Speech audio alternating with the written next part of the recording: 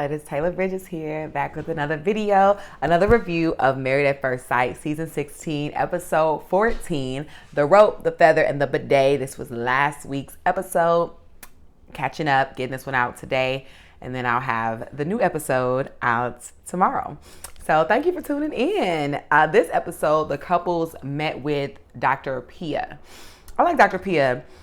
She gives great insight, I really think, and I think her and Dr. Pepper have done pretty well so far. I think Dr. Pepper helped the couples open up. I think Dr. Pia helped kind of get to the bottom of things too. So I like Dr. Pia. Starting with Jasmine and Aries, y'all. Oh my gosh. Jasmine says she doesn't know where she is mentally and emotionally.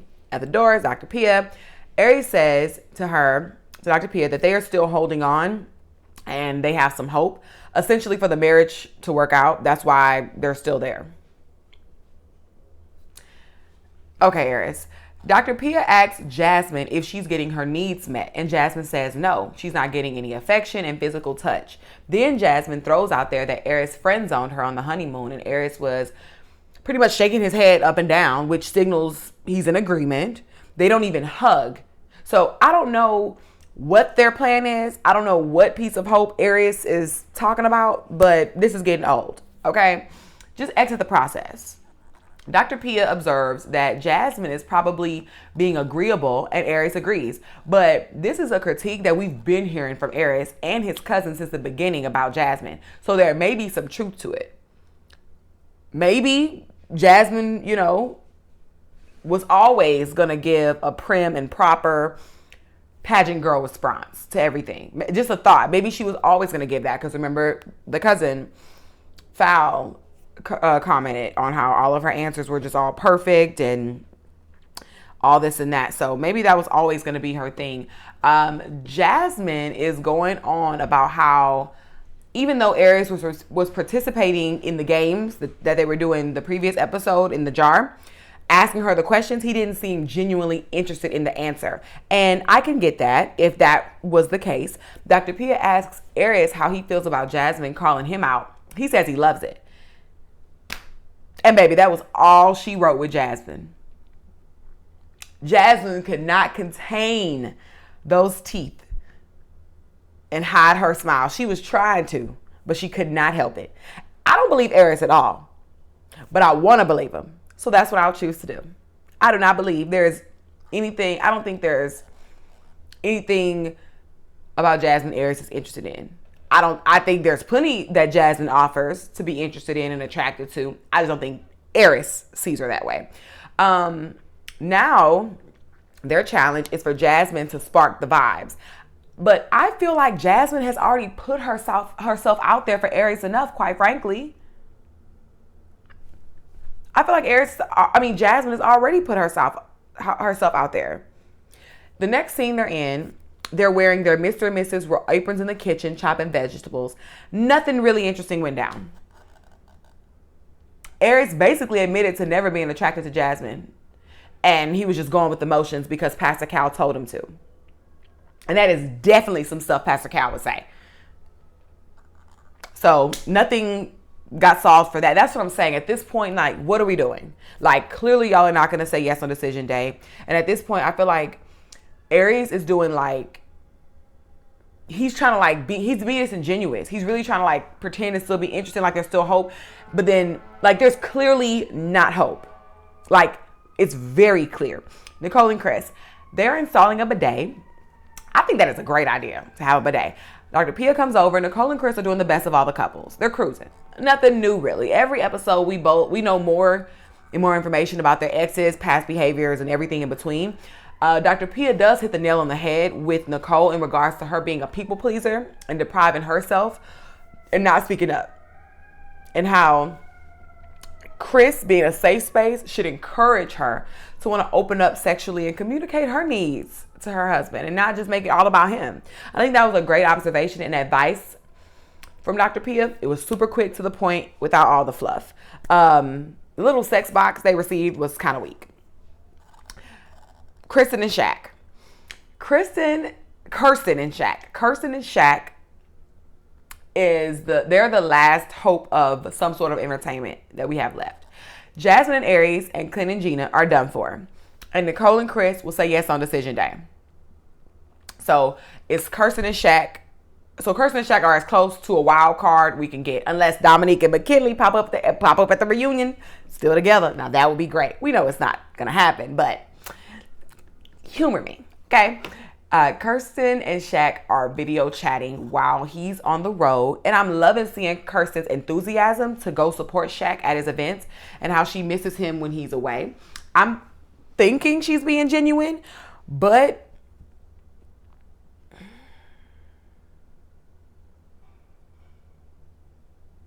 there's a chance I'm wrong, that she's not being genuine. And I wouldn't be surprised by that either. Kirsten is such a wild card. Shaq was being a little bit dry, if you ask me. And I was thinking maybe he's tired. But Kirsten was clearly being affectionate. And he's clearly not attempting to match her energy. He could be tired. But Shaq has been kind of wishy-washy lately. It seems like the moment she started liking him, he started to pull back. But he could also just be tired. When Dr. Pia comes over, Kirsten is doing most of the talking this time. When asked how they're doing, Kirsten is going on about how much progress they've made. But from the look on Shaq's face, Kirsten might be enjoying things a tad bit more than he does. And it's true. Because when asked if he agrees, Shaq says it's been really rocky because of his lack of balance in school and Kirsten's endeavors. And I don't believe that's it. I think there's more going on that's turning Shaq off. Kirsten doesn't think Shaq is masculine. And here goes Kirsten playing in his face again. She's about to take 7 steps back. Him being kind and gentle and sweet is not nearly as attractive to Kirsten as him being tough, whatever that means. And this is probably one of the real reasons why things are so rocky in their marriage. Kirsten wants her fantasy to come to fruition. I don't think she really accepts Shaq for how he is, for who he is. And that's the risk you run when you deal with somebody that grows on you. You know what I mean? You want to make sure they're not like, you're not becoming interested in them as an act of like desperation. You know, if you're not like initially attracted to somebody, they can grow on you. You can develop feelings and attraction over time, but you have to be careful to make sure you're not like moving forward for the wrong reasons. And I think like now that Kirsten has met Shaq, I think she's more into what Shaq represents. And so she's taking like those great qualities and she's trying to like fit it into like her ideal, the ideal guy she likes, as opposed to just seeing Shaq for who he is and like liking him for that. Also, Kirsten knew exactly what she was doing in that scene. Kirsten was trying to manipulate Shaq, trigger him, and manipulate him into being the tough dude. Trying to get him to prove that he's that dude. But she's really going to push him away if that's just not naturally who he is. Shaq is not your dad, Kirsten. And also, Kirsten has no idea. She looks up to her dad and she wants the men to be like her dad, all this. But keep in mind, Kirsten, you have no idea what kind of husband your dad actually was. You only know him as your dad. So be careful what you wish for. And that's not to say that Shaq is this super masculine, tough dude. But don't gaslight, trigger, or try to manipulate this man into feeling pressured to be someone he's not. Accept him as he is. And if he's not your vibe, chunk the deuce. Another exercise that they're partaking is for Shaq. This is another exercise where Shaq is taking control. He's blindfolding Kirsten and he's guiding her to the washer and dryer to retrieve a rope. He ties the rope around her and Kristen is lying in her confessional talking about how it's getting all hot and bothered.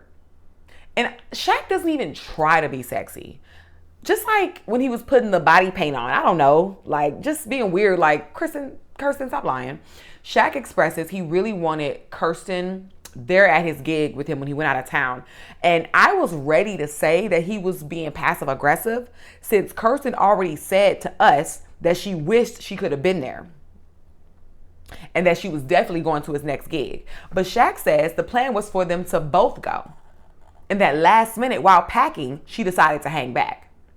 So once again, we get glimpses of Kirsten being fake, acting one way on camera and being someone else totally different in private. because she definitely told us that she wished so badly she could have gone and that she was definitely going to the next gig, as if she couldn't go originally. And it's like, no matter what, Shaq is not going to stop me from coming next time. I'm going this next time. I'm not letting you get in my head and tell me I can't come. I'm coming. No. Actually, you flaked on him. So no wonder he wasn't too enthusiastic to talk to you. And he was being dry when you kept saying you missed him and you were ready for him to come home. That would annoy me too. That is super disappointing. And so here we are. Kirsten is playing games. She's trying to flip it on him, saying that saying that even though he says he wants her to come to his events, he doesn't ask with enough emotion and demand.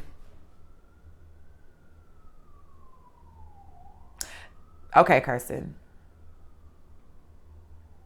Okay. You think being difficult like this is cute. You think, Kirsten, you're a beautiful woman. It's not going to be enough. Ridiculous. The producer asked Shaq if he's happy in the marriage. Shaq is not happy. Kirsten isn't being authentic. Something is off here. Like, I can feel it, the tension. Like, Kirsten is in La La Land trying to behave one way. Like, she just wants to live in her fantasy. Like, she just wants to ignore. Like, that's that crazy stuff. Like, she's a psycho. She just wants to live in a fantasy and, like, ignore, like, brush everything under the rug and smile like a psycho in a scary movie. Whereas Shaq is clearly uncomfortable and not feeling it. But it'll all come to light, so I'm not worried. Clint and Gina. Dr. Pia arrives and asks them what's been going well. Clint says they're communicating well, and Gina says that they're getting along, but they are not in a romantic space. They don't have physical sexual chemistry. They're literally just operating as roommates. They have sexual desires, but not for each other. So they're handling their business on their own, and probably with other people. Dr. Pia is right. In order for something to grow, you have to water it. They are both old enough to know how to set a mood for romance. Do y'all cuddle naked? Do y'all maybe get drunk and make out? Do y'all do anything sexual to build the energy? You literally come on a show to get married to a stranger. Why come on here if you're not willing to be in a marriage? People are just so shallow and naive. People can have crazy good sex lives for the first 15 years of their marriage. And that 16th year, a shift can happen. And now this seasoned married couple finds themselves in Gina and Clint's shoes, needing to rebuild sexual chemistry, do things different, set the mood, put in that extra effort if it's not flowing naturally. It can happen with any couple, old or new. But someone who is truly ready for marriage understands that you have to put in extra effort in certain areas of the relationship sometimes. And yes, there is a way that can get unhealthy. But that's separate from Clint and Gina. That's separate from what Clint and Gina are experiencing. They are too new to have an unhealthy marriage. They just aren't trying. And it's actually starting to annoy me. They're not arguing, so you almost forget that they're just as hopeless as Jasmine and Aries. At least Jasmine and Aries bring us some type of entertainment, though. Like, Gina and Clint have been coasting. They don't want to pay that supposed $50,000 you have to pay if you leave the process early. I think Clint and Gina should just close their eyes, count to 3 and kiss. Like, do something. It's like they're acting like middle schoolers. Gina's grossed out talking about sex with Clint. So then why don't y'all just go home? Why don't y'all just go home? I don't know why Dr. P is even still trying to get them to be intimate. They are not into each other. Lighting some candles around the apartment is not going to get anything popping. And when we fast forward to them in the living room, executing the homework Dr. Pia gave them, absolutely nothing happens. Gina wants to cut Clint's hair. That's what we got from that scene. They then, in another scene, do this touch exercise with objects. And I zoned out. And next thing I look up, I see Clint rubbing a brush on Gina's back and Gina saying it felt good. Y'all, there are 2 weeks left in this process. They are going to bust a grape.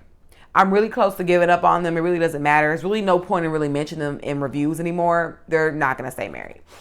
The guys are meeting up at the baseball field. Shaq has great legs. They start talking about the convos that they had with Dr. Pia. Shaq rates him and Kirsten's relationship a 7-8. And I think that's an exaggeration. But it's his relationship and it's his rating. The ladies link up, but you know what? Sometimes you can rate your relationship based on the day. So maybe that day they were at a 7 and 8. So I will give Shaq that. The ladies link up for a mixology class. Nothing interesting happens there because everyone just pretty much stated what already happened, what we saw. There's no opinion to give, really. But once Jasmine started her recap of what went down with Dr. Pia, she gets really emotional. She's upset because Aries is saying all the right things to the experts and hearing the experts loud and clear, but he's not putting any action in. And she says she's at her breaking point. And I hope so. Because this could not feel good at all. Jasmine is going to definitely need therapy at this point. But I definitely know Kirsten, I've been saying this. Kirsten and Aries need to be together. They have both been doing the same thing, faking the funk.